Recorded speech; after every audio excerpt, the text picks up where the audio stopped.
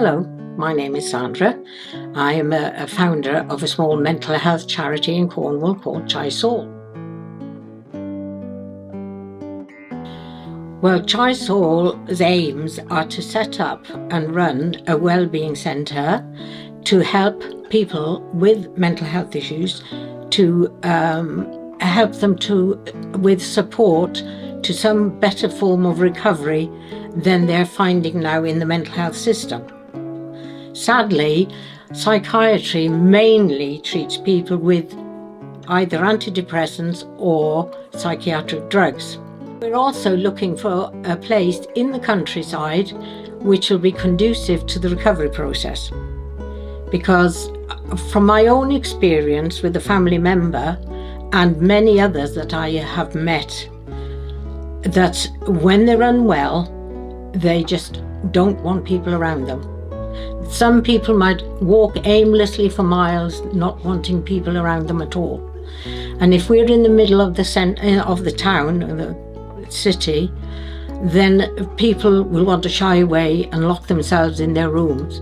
Whereas the countryside will be conducive, which has been proven in science, that either countryside or the beaches and so on are very helpful and therapeutic to many people. Well, we're looking, as I said, to purchase a property, and we want preferably one main house where the more severe people come to, and then we would like 2 or 3 cottages and some land where we can grow our own organic food, which will partly be therapeutic for, and I don't want to call them patients, I don't want to call them clients, I'm looking at calling them students, because very many people who suffer, very often the males become unwell at a younger age than the females. And so if you got a young lad or boy at the age of, say, 15, for example, who becomes unwell, they grow physically, but they don't grow psychologically. And so therefore, we will need to teach them as they progress in the recovery, life skills. How to cook, how to clean, pay their bills, and then also when they're well enough to perhaps join in and attend colleges or start some sort of training ready for starting a career or a job. Well, from my own experience, one of my sons was unwell and he was in the mental health system, and all we got was drugs and more drugs, and even ECT. There are different levels of mental illness, and so therefore each level needs a different type of support. It's no good trying to put a student to do a job that they are unable to do psychologically. They might the least bit of stress might upset them and make their condition worse and go into themselves all the more. So therefore, we need to adapt to each individual. We need to get to know each individual and sort out a care package to suit that individual's needs.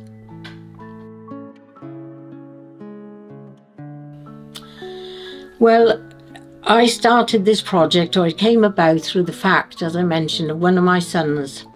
Many years ago, at Christmas time, he met an old school friend in the town, and sadly this so-called friend gave him LSD, which brought on a psychotic episode. He didn't sleep for 3 days or 3 nights, and we didn't know at the time what the problem was. And so after 3 days and 3 nights with no sleep, I eventually called the doctor, which now in hindsight is the worst thing I should have done. But without any experience or knowledge of mental illness and what was happening, we thought that was the best thing to do, was to get a doctor. But sadly, he got into the psychiatric system And for 10 years, he was in and out of what they call the revolving door syndrome, where somebody's in hospital, they're treated, they reach a certain level, psychosis reduces, and so then they're returned to the community, when sadly a lot of them, due to the side effects of the medication, that they can't cope with it, they stop taking it. Well, then of course the illness comes back, or the psychosis comes back. Now what the professionals say is, well, there you go, you see, it shows he needs the medication. And I believed them for many years. I believed them, because every time my son stopped his medication, he became unwell again. But over the years, as I've learned, these drugs are very, very heavy duty, and so therefore our bodies, we get, I mean, even drinking a cup of tea. I went on a detox one time and I cut out tea and various foods, and my gosh, did I have a bad effect. I was vomiting, I had a banging headache, it was horrendous.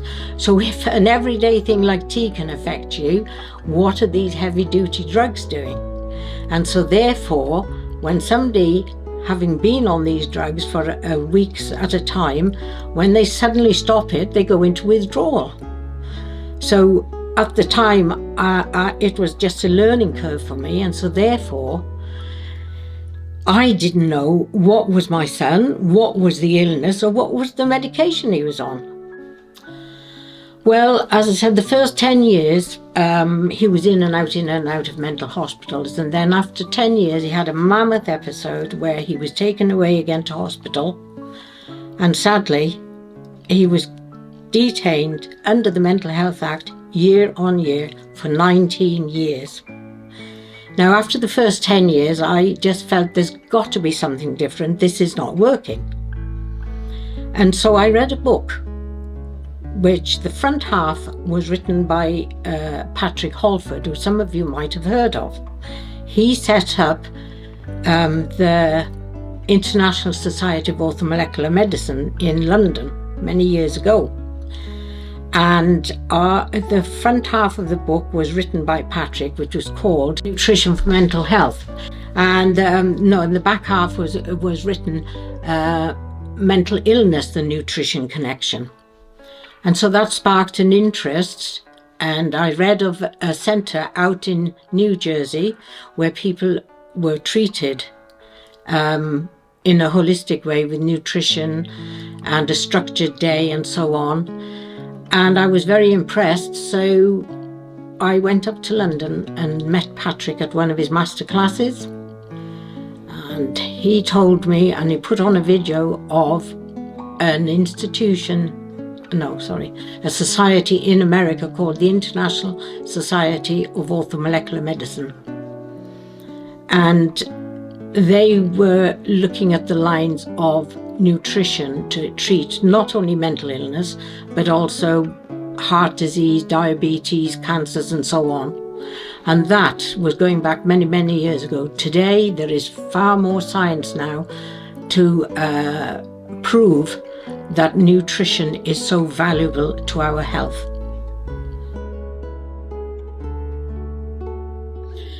Well, we get many people contacting us by phone, either for help for themselves, if they themselves are in the mental health system, or just family members, mainly mothers, looking for help for their sons and daughters. We've had people not only from Cornwall, but various places around the UK. I've had people from Ireland. Even I had a lady from Greece one time.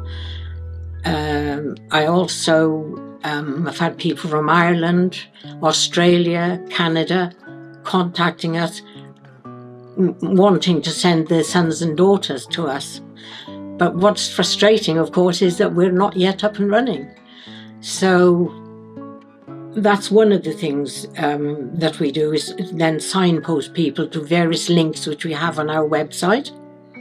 One of them is Fab Research, which is set up by it's a charity, stands for Food and Behaviour Research, and it's set up by a senior research fellow from Oxford University. There are other links also. As I mentioned, Patrick Holford, he set up the Institute of Optimum Nutrition, but he's also set up the Brain Biocentre. There are many links you can get onto and contact them for information, because they're the professionals. I'm just a mother. I am not a professional of any kind at all whatsoever, but I have done a lot of research. Right, well, we're always looking for support to help further the charity and reach our aims. And so, therefore, one of the things which everybody needs help with, whether you're a small business, whether you're a charity, is funding.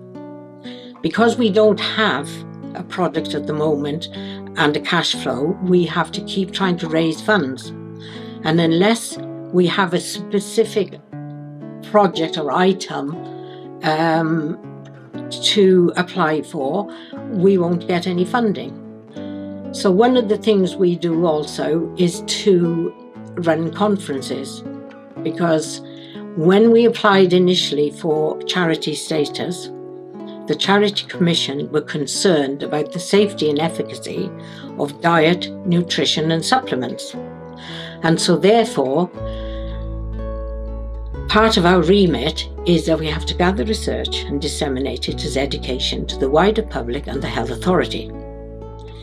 So we have organised 8 conferences to date. We are in the throes at the moment of organising our 9th conference, which will be held on Friday, September the 19th this year, which will be held at Bristol. As yet, we haven't decided on a venue. We are looking at various venues.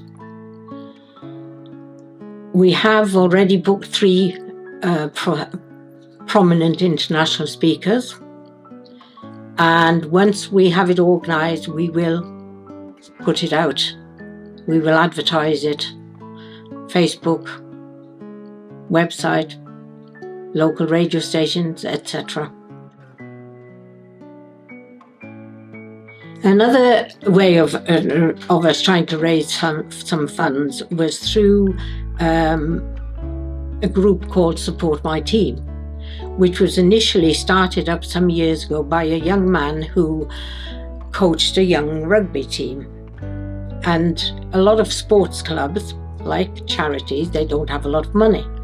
And so they've got to keep applying. So when this gentleman as years went by, got successful in his business, he set up Support My Team, which is a way of raising, a continual way of raising funds to support different sports clubs. However, we have signed up with him as the first charity rather than being a sports club. And so it's like an online raffle, but without raffle tickets. If anybody wants to support us, you can get onto our website or our Facebook, and you will see the information and a QR code where you could sign up to become a member, and you could possibly donate £5, £10, £15 a month, whichever. And for that, for £5 you get 5 numbers, for £10 you get 20 numbers, for £15 you get 30 numbers, and so on. And at the end of each month, there is a chance for an individual to win a cash prize. So not only are you helping to support our cause, but also you get a reward at the end of it. That is, if your numbers come up, of course. Well, if you want to find out any of our work, like I say, look at the website, but also you can always contact us, which we'll leave the contact at the end of this video. And also, if there are any questions we can't answer, we can signpost you perhaps to the people who will be able to help you. Because, as I believe I said earlier, I am not a professional, I'm just a mother who is looking for help. So all these links have got professional, either doctors, researchers or scientists who may be able to give you the advice that you're looking for.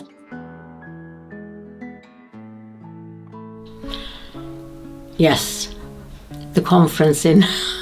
No, we've also, in April this year, we have been offered some tickets to attend the Cornish Pirates rugby match in April. As yet, we don't have the exact date. I only know that it is in April.